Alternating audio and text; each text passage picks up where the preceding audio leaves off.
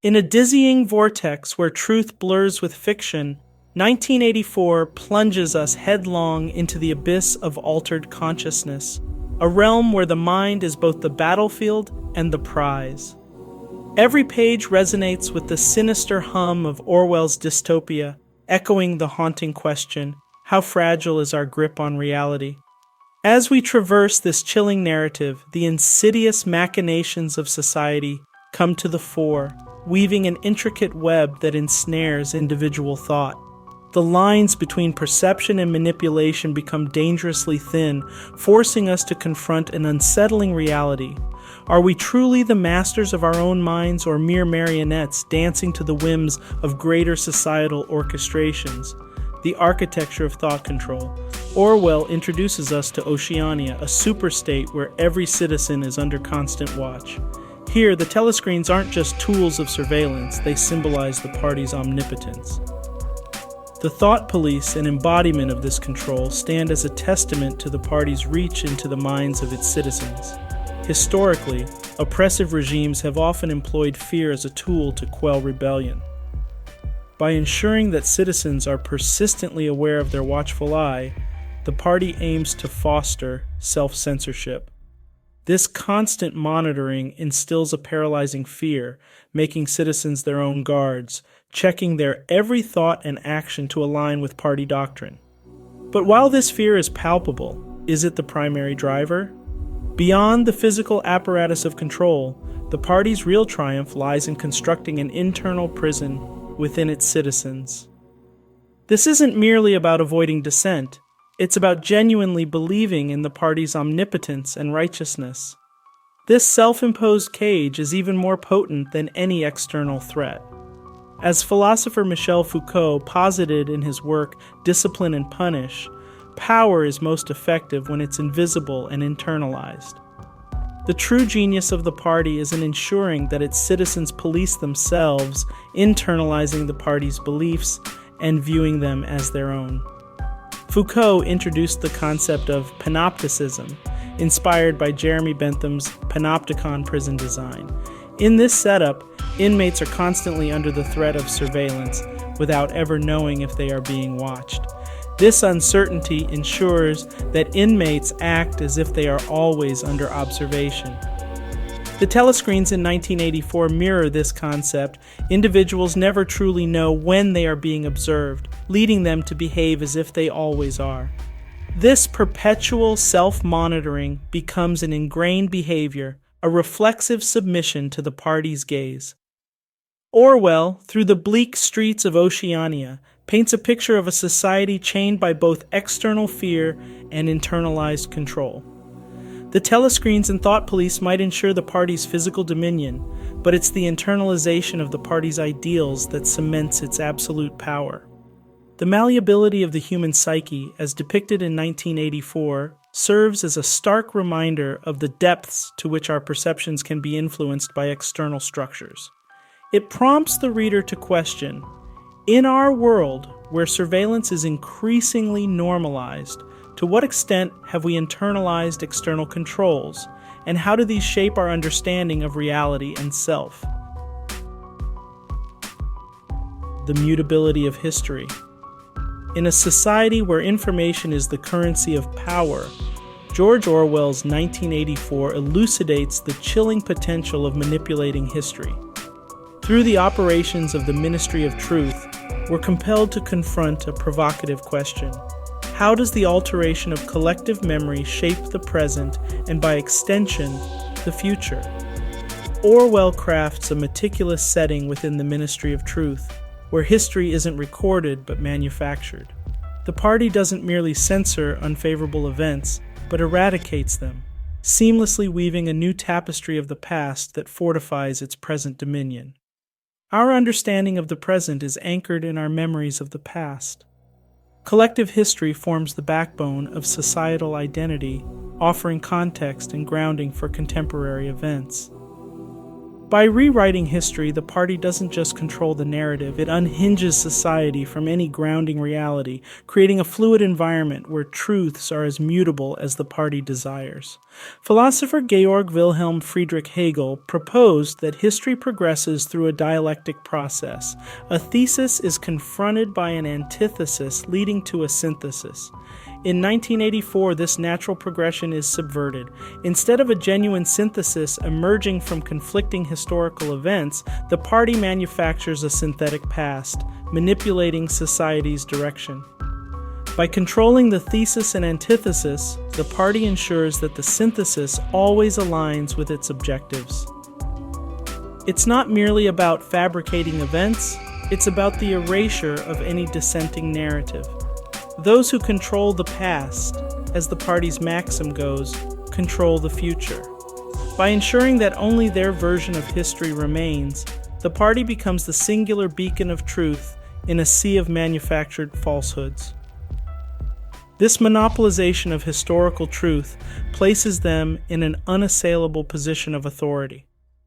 While the party manipulates collective memory, individual memories remain a final bastion of resistance. Yet, as Orwell demonstrates through Winston, when bombarded with a singular narrative, even individual memories begin to waver. Can one trust personal recollections in the face of overwhelming societal consensus?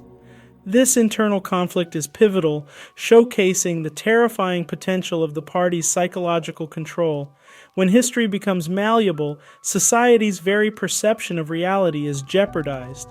If events can be deleted and personalities vaporized, then every truth becomes transient.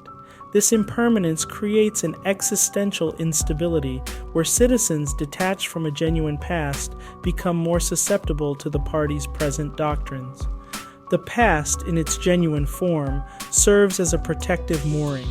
Without it, society drifts in the currents of Orwell's 1984, offers more than a grim portrayal of totalitarian control.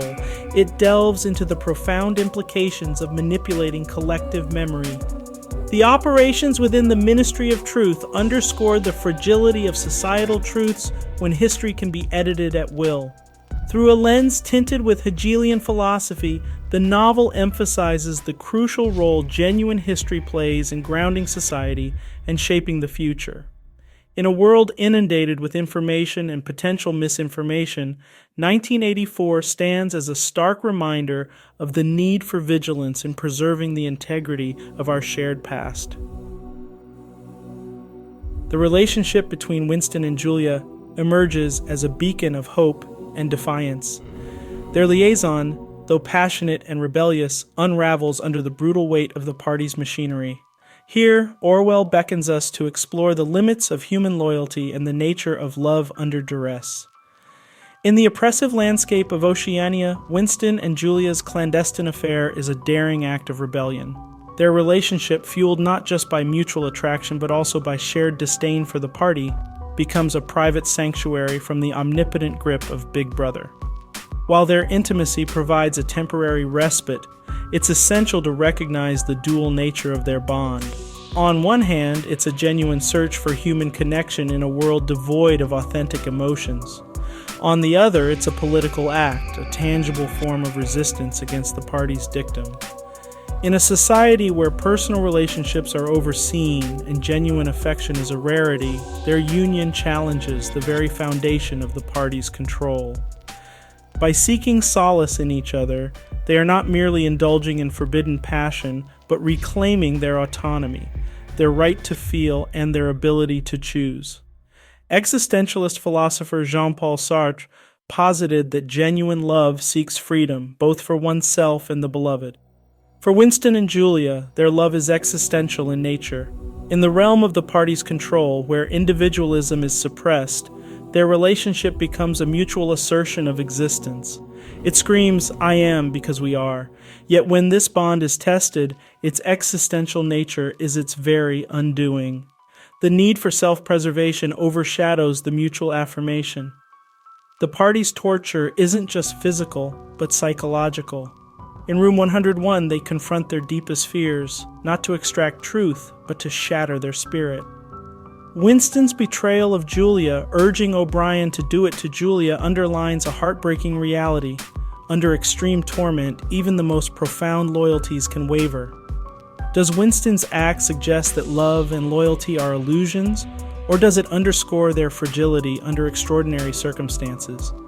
The party doesn't merely seek obedience, it aims to annihilate human bonds, demonstrating that under the right conditions, primal survival instincts can override even the deepest affections. Post-torture, their relationship is a shadow of its former self. The raw, emotional bond is replaced by a void, accentuating the party's victory. By breaking their bond, the party reaffirms its omnipotence, showing that even the most intimate relationships can be invaded and dismantled. Orwell's portrayal of Winston and Julia's relationship in 1984 serves as a poignant exploration of human connections in the face of totalitarianism. Their love, a blend of personal affection and political defiance, is both an assertion of individualism and a challenge to the party's authority. Yet its eventual disintegration underlines a somber truth. While love and loyalty are potent, they are not invincible. In the grand chessboard of power and resistance, Orwell compels readers to ponder the lengths to which authoritarian regimes can go and the profound impacts they can have on the most intimate human bonds. Reality is negotiable. Orwell's 1984 presents a chilling tableau where the very essence of reality is manipulated and contested. Amidst this dystopia, the assertion 2 + 2 = 5 isn't just a symbol of party dominance, but a profound exploration of the malleability of truth and reality. How reliable are our convictions when they're subjected to relentless external pressure? In Oceania, the party doesn't merely control actions, but also dictates truth. The statement 2 + 2 = 5 stands as a testament to this control. It defies logic, yet the party's sustained psychological warfare ensures that even such evident falsities are accepted as truths. At face value, mathematical truths like the sum of 2 and 2 seem indisputable. Yet Winston's eventual acceptance of this falsehood underscores the terrifying prospect. Reality, often considered objective, can be rendered subjective under methodical manipulation. The relentless mental and physical torture Winston undergoes isn't merely to extract confessions, but to reformulate his cognition. By breaking him down, the party aims to rebuild him, not merely as a compliant citizen, but as one who genuinely believes in the party's constructed reality. This cognitive restructuring highlights the profound impacts of sustained pressure on our perception of truth. Plato, in his allegory of the cave, posited that our perception of reality is but a shadow of the true form. In 1984, the party ensures that citizens only see the shadows they project. Like the cave's prisoners, the citizens of Oceania are exposed only to the party's manipulated version of reality. Without any contrasting perspective, this becomes their accepted truth. In a twist of Plato's allegory, the party ensures that even if one were to see the light, they'd be conditioned to deny its existence. For the party, controlling reality is a means to an end. If citizens can be made to believe manifest untruths, they can be manipulated at will. By dictating what's real, the party doesn't just control the present, but also determines the future, ensuring their eternal dominance. Winston's capitulation to the party's version of truth reveals a disconcerting notion. Our understanding of reality is more flexible than we'd like to believe. If foundational truths like mathematical facts can be warped, what stands firm? This malleability has profound implications not just for individual cognition, but for societal constructs at large. When external pressures are continually exerted, internal convictions begin to wane. The human psyche, though resilient, has breaking points. And when these thresholds are breached, as in Winston's case, even deeply held beliefs can be overwritten. Through the lens of 1984, Orwell challenges readers to contemplate the fragility of what they hold to be true. The statement 2 + 2 = 5 serves as more than a testament to the party's power. It is a haunting reminder of the vulnerability of our perception of reality. Drawing parallels with Platonic philosophy, The narrative underscores the ease with which established truths can be manipulated by those in power. In a world rife with information and counter-information, Orwell's exploration serves as a clarion call for vigilance and introspection on the nature of reality and the truths we hold dear. In the oppressive regime of 1984, freedom becomes an elusive concept, shaped more by the party's definitions than by any intrinsic human understanding. The phrase "ignorance is strength" isn't just a party slogan, but a profound reflection on the nature of freedom in a world where knowledge is controlled. What, then, is the true price of freedom in Orwell's world? The party's mantra "ignorance is strength" is central to its control mechanism. By restricting knowledge and promoting ignorance, the party ensures its citizens remain compliant, ironically offering them a form of peace and freedom in exchange for blind obedience. At face value, ignorance appears debilitating. Knowledge, after all, is power. Yet in the claustrophobic confines of Oceania, ignorance emerges as a refuge. Shielded from conflicting realities and unsettling truths, citizens, including Winston, find solace in the simplicity of ignorance.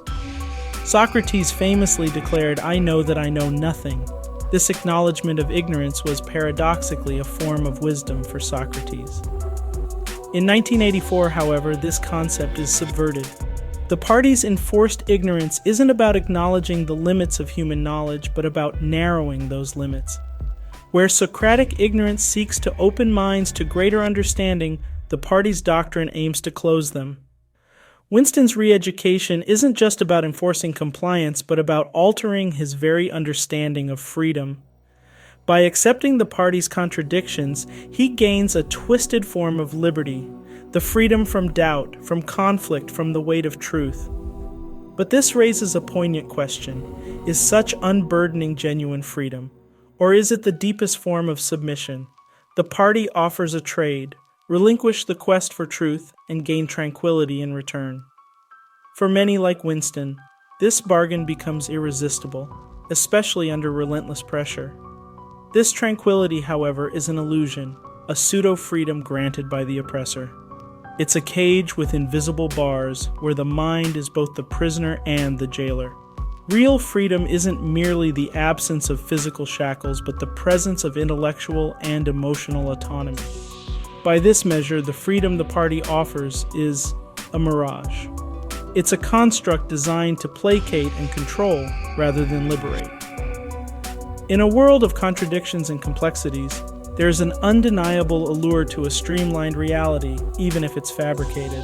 The party's version of freedom taps into this human inclination, offering a simpler, albeit distorted, version of the world. It's a seductive proposition: accept our reality and all internal conflicts cease. Orwell's 1984 paints a haunting portrait of freedom's malleability under authoritarian regimes. The juxtaposition of ignorance as both a means of control and a form of refuge challenges traditional notions of freedom.